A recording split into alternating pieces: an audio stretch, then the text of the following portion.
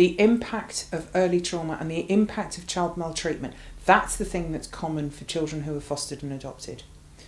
And the infant maltreatment, the abuse, the neglect, all of those things, that actually changes how children see themselves and their experiences. And if you are lying in a cot and nobody is feeding you, then the unconscious thought that you would be having was, do I exist? Do I matter?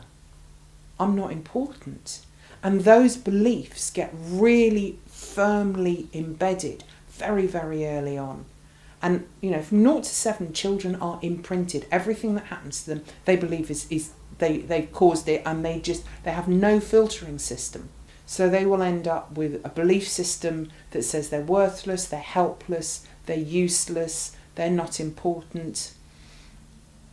And when you've got that helplessness, worthlessness, then you're going to view the world very differently from a child who's grown up in a normal sort of home.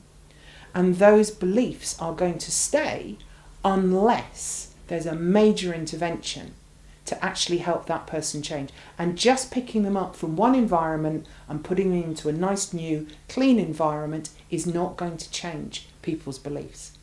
It is the legacy of trauma that is so vital. And until people understand the legacy of trauma, the legacy of child maltreatment, they won't understand why it leads to prisons, to homelessness and all the other things. And the prisons, the homelessness is the effect. The root cause is the infant trauma.